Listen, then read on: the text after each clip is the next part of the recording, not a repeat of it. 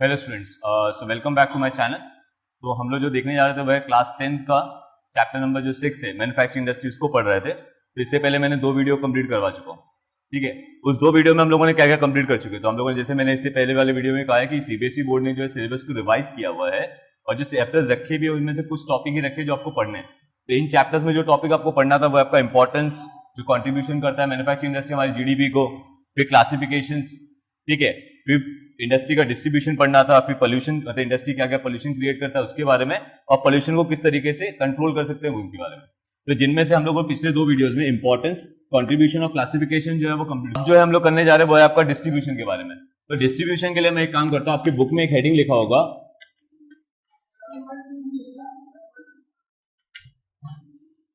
Factor affecting industrial location.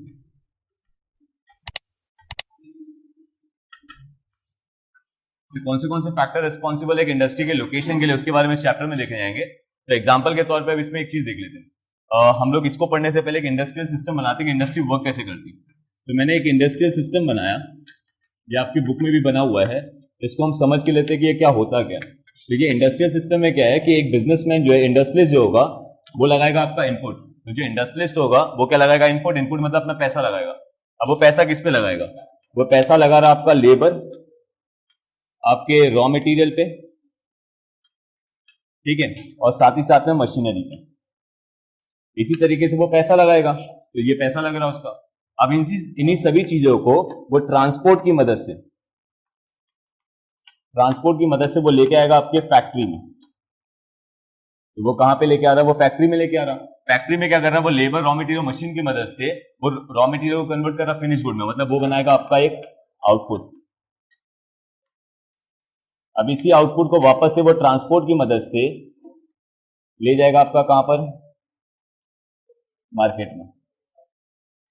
वापस समझना, हम लोगों ने क्या पढ़ा कि जो इंडस्ट्रियलिस्ट है वो अपना पैसा लगा रहा, मतलब वो अपना इनपुट लगा रहा, और इनपुट लगा के वो उसको ट्रांसपोर्ट की मदद से फैक्ट्री में लेके आएगा, और फैक्ट्री में वो बनाएगा आपका आउटपुट, मतलब एक फिनिश गुड बना रहा। अब वो फिनिश गुड को बेचना था, तो बेचने के लिए उसने क्या किया? ट्रांसपोर्ट यूज किया, और ट्रांसपोर्ट को ले जाके कहां पे ले गया? वो मार्केट में। और सामान उसका बिकेगा। सामान मार्केट में बिकने के बाद उसको क्या मिलेगा? आपका पैसा। और वही पैसा वो वापस कहां लगा देगा? बिजनेस। अब ये हम लोगों ने क्यों पढ़ा? ये हम लोगों ने इसलिए पढ़ा ताकि मुझे इससे मिल सके factor affecting location of industry. अब इससे क्या होता है कि इसमें आपको ये समझना पड़ेगा कि हर बिजनेसमैन चाहेगा कि उसका जो इनपुट होता है वो क्या हो? कम से कम हो। तो हर बिजनेसमैन चाहेगा कि उसका इनपुट क्या हो? सबसे कम हो।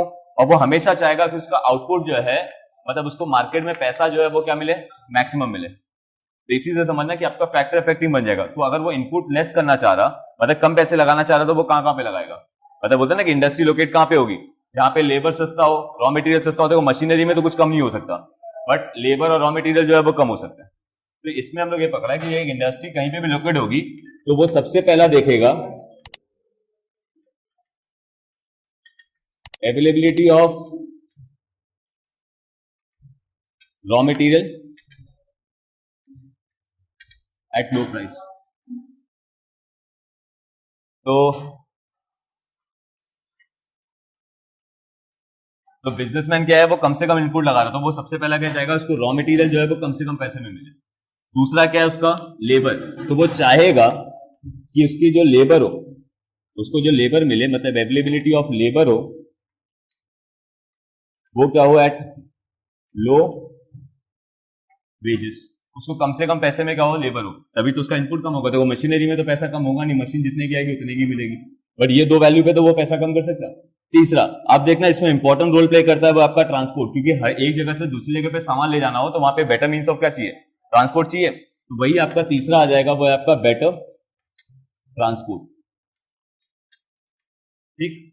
अब चौथा चीज जो आ जाता है वो है कि जैसे मान लीजिए कि फैक्ट्री हो गया, अब चौथा चीज आ जाएगा वो है मार्केट। तो वो चाहेगा कि उसका वो जो प्रोडक्ट बना रहा उसके लिए मार्केट भी अवेलेबल है। फॉर एग्जांपल के तौर पे जैसे हम लोग देखते हैं केएफसी। अब केएफसी अगर मैं किसी गांव के किसी कोने में जाकर अगर मैं केएफसी की फ्रेंचाइजी लेके अगर मैं ओपन कर दूं तो क्या वहां पर वो बिकेगा? नहीं बिकेगा। क्यों नहीं बिकेगा? क्योंकि वहां पे गांव के लोगों की इनकम क्या है? वो कम है। ठीक है। वही अगर केएफसी की फ्रेंचाइजी अगर मैं जाके किसी शहर में जाके ओपन करूं तो वहां पे मेरे को पैसे अर्न करने की वैल्यू ज्यादा हो जाएगी। तो वही चीज यहाँ पे देखा जाता है कि जो मार्केट हो, मतलब मैं जो प्रोडक्ट बना रहा हूं उसका मार्केट क्या हो? बहुत पास हो, ताकि वो आसानी से वो प्रोडक्ट बेच सके। तो यहाँ पे आ जाएगा वो आपका better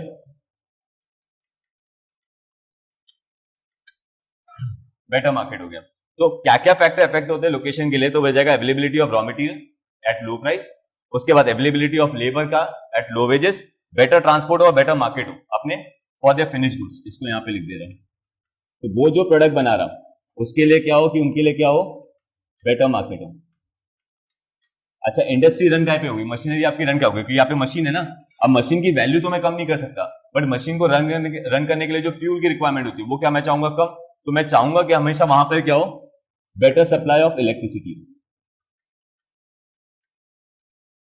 better supply of electricity.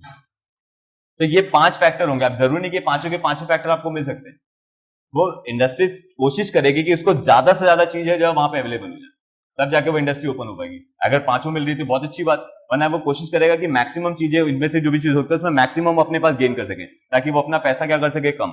तो वापस याद रखना कि ये बहुत ही, मैंने ये चैप्टर के स्टार्ट में कहा था कि मैं आपको एक ट्रिक दूंगा जो आपका 60% चैप्टर खत्म कर देगा। अब कैसे समझना, अब इसको मैं यहाँ पे समझा दे रहा। जैसे अगर आप अपने बुक में जाओ तो सबसे पहला दिया हुआ है आपका कॉटन टेक्सटाइल। अगर कॉटन टेक्सटाइल की बात करें तो कॉटन टेक्सटाइल पाया जाता है आपका कहां पर, कॉटन टेक्सटाइल पाया जाएगा आपका महाराष्ट्र और गुजरात में। तो एक सवाल बनता है कि why do cotton textile industries are located in Maharashtra and Gujarat. तो कॉटन टेक्सटाइल इंडस्ट्री महाराष्ट्र और गुजरात में क्यों अवेलेबल है, क्यों, क्योंकि वहां पे क्या रॉ मटेरियल है, क्योंकि कॉटन के लिए क्या, कॉटन टेक्सटाइल के लिए कॉटन चाहिए, और महाराष्ट्र क्या है वो सबसे ज्यादा क्या प्रोड्यूस करके देता, कॉटन प्रोड्यूस करके देता। तो जहां पे रॉ मटेरियल प्रोड्यूस होगा वहां पे उसकी प्राइस क्या होगी, कम, वो हो गया। अब अगर देखा जाए तो बहुत सारे माइग्रेंट लेबर है जो अपने गांव से छोड़ के कहां जाते हैं, मुंबई वगैरह में जाते हैं काम ढूंढने के लिए, तो वहां पे लेबर भी क्या होगी, आपको सस्ती मिल जाएगी। अब मुंबई और गुजरात की बात करें तो वहां पे ट्रांसपोर्ट फैसिलिटी भी क्या होगा, अच्छा होगा, मार्केट भी अच्छा होगा, क्योंकि आप देखते हैं कि कपड़ों का ट्रेंड कहां से आता है, बॉलीवुड से आता, वो कहां पर है, मुंबई में तो है। उसी तरीके से अगर देखा जाए बेटर सप्लाई ऑफ इलेक्ट्रिसिटी, तो ये भी आपको कहां पे मिलेगा, आपको महाराष्ट्र और गुजरात में मिलेगा। इस वजह से वो इंडस्ट्री कहां पे पाई गई आपकी, महाराष्ट्र गुजरात। वही अगर आप दूसरा देखने जाओ तो आपको कहा जाएगा आपका शुगर इंडस्ट्री। अब शुगर इंडस्ट्री वापस यहां पे आ जाएगा कि वो महाराष्ट्र गुजरात में क्यों। तो शुगर इंडस्ट्री महाराष्ट्र गुजरात में क्यों है, एक सवाल बनता है कि पहले शुगर इंडस्ट्री जो है वो नॉर्थन प्लेन ऑफ इंडिया में था, मतलब नॉर्थन इंडिया में था, अब वो शिफ्ट होके जा रहा है कहां पर, महाराष्ट्र गुजरात में। ऐसा क्यों, तो अगर नॉर्थन इंडिया की बात करें तो वहां पे टेम्परेचर जो है बहुत हाई होता। तो गन्ने की अगर आप बात करें, शुगर केन की अगर बात करें, तो जब हम उसको कट करते हैं और उसको अगर हम स्टोर करेंगे तो गन्ने का सुक्रोज कंटेंट क्या है, वो ड्राई होता जाएगा, क्योंकि नॉर्थन इंडिया में क्या है कि टेम्परेचर बहुत हाई है। वही अगर महाराष्ट्र और गुजरात में जाओगे तो वहां पे टेम्परेचर क्या मॉडरेट होता, तो सुक्रोज जो है वो बोलते हैं ना, गन्ने का जो रस जो है वो ज्यादा समय के लिए वहां पे स्टोर कर सकते हैं, इसलिए वो शिफ्ट हो गया। और अगर फिर भी अगर आपसे पूछा जाए कि ये इंडस्ट्री यहाँ पे क्यों, तो यही 5 फैक्टर उठा के आप लिख देना, आपका आंसर सही होगा। ठीक, इसके बाद एक और आता, वो है आपका जूट इंडस्ट्री। अब ये जूट इंडस्ट्री जो है वो आपका वेस्ट बंगाल में क्यों, क्योंकि सबको पता है कि जूट सबसे ज्यादा प्रोड्यूस कहां होता, वेस्ट बंगाल में, तो रॉ मटेरियल सस्ता हो गया। वहां पे देखो आसपास क्या है, देखो जैसे अगर आप पढ़ोगे लाइफलाइन नेशनल इकोनॉमी, तो वहां पे देखना कि रिवरराइन पोर्ट पाया जाता है कोलकाता पोर्ट, ये बहुत आगे का सिलेबस है तो अभी उसमें नहीं जा रहे। अभी इसमें समझना है कि यहाँ पे ट्रांसपोर्ट आपको सस्ता मिल जाएगा। आसपास झारखंड छत्तीसगढ़ वगैरह से लोग जो है वो निकल के वेस्ट बंगाल में जाते हैं काम करने के लिए, तो लेबर आपको सस्ती मिल जाएगी। मतलब कुल मिला के ये है कि अगर आप यही 5 पॉइंट अगर आप वहां पे लिख के आ रहे हैं तो आपका आंसर गलत नहीं होगा। ठीक, तो मैं ये देख रहा हूं, देखो ये एक आंसर से आपके कितने क्वेश्चन के सॉल्व हो रहे हैं, 3 क्वेश्चन हो गए। चौथा ये आ जाएगा, वह है आपका आयरन एंड स्टील इंडस्ट्री। अब जो आयरन एंड स्टील इंडस्ट्री है वो आपका छोटा नागपुर प्लेट्यू रीजन में क्यों,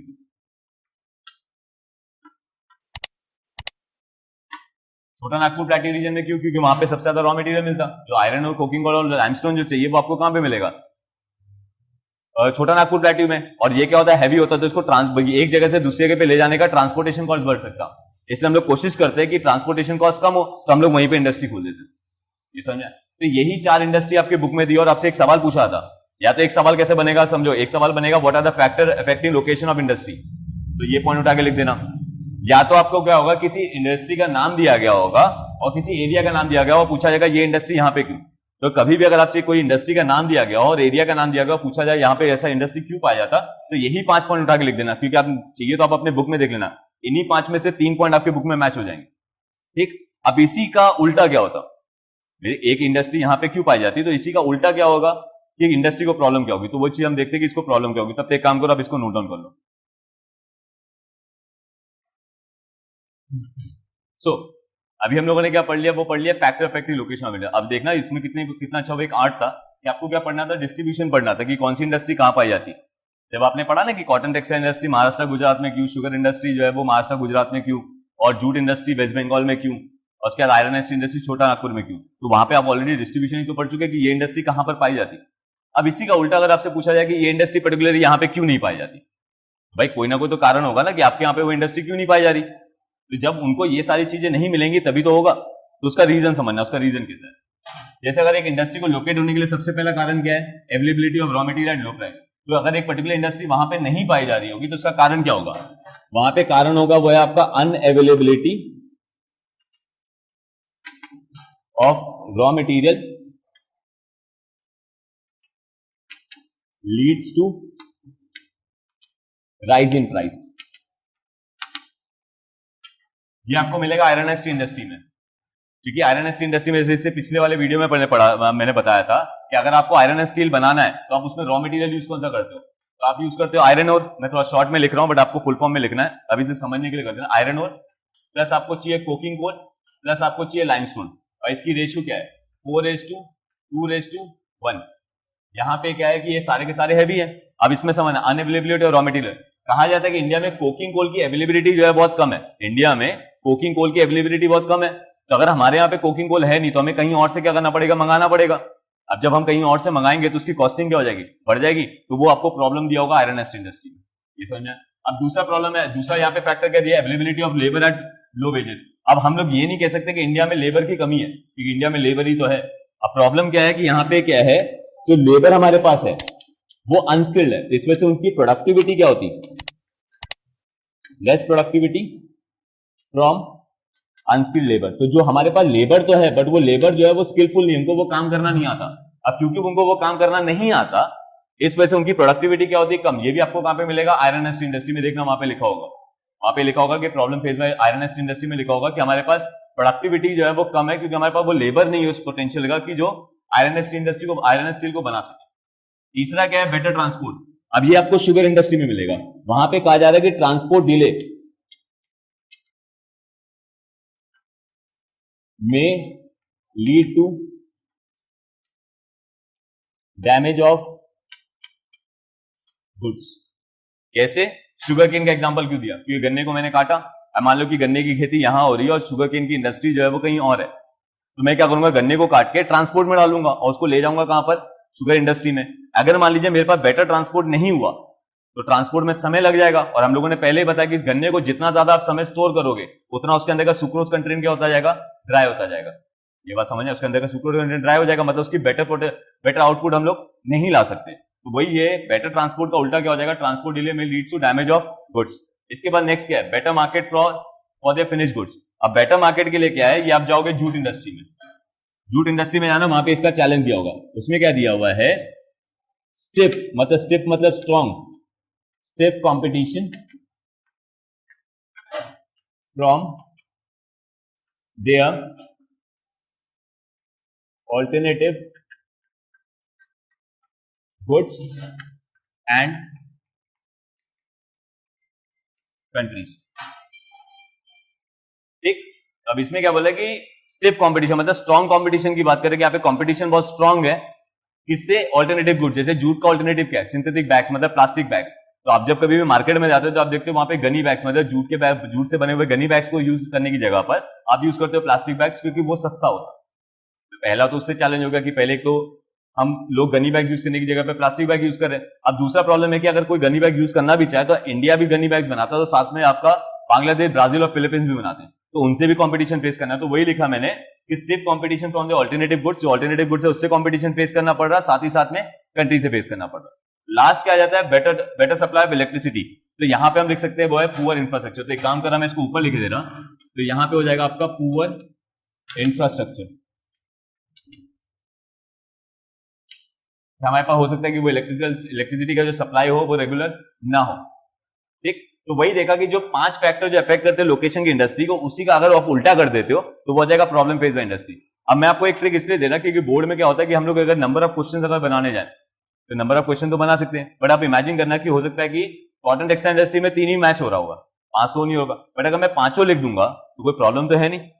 या आप इनिशियल स्टेज पे जब आप पढ़ो तो आप इसको इसी तरीके से पढ़ो कि अगर मेरे को कभी भी अगर पूछा गया factor affecting location of industry तो मैं लिख दूंगा, और अगर मुझसे कहा गया कि प्रॉब्लम फेस बाय इंडस्ट्रीज कौन सी है तो वो ये हो जाएंगी। तो इनिशियल लेवल के लिए आप इसको पढ़ लो। अब क्या होगा कि उसके बाद में जब आगे जब ये आप सीख जाओगे तब उसके बाद में आगे जब परफेक्शन चाहिए होगा तो पर्टिकुलर इंडस्ट्री को क्या फैक्टर अफेक्ट करते हो, क्या प्रॉब्लम होती है उसको पढ़ लेना, तो आपका काम हो जाएगा।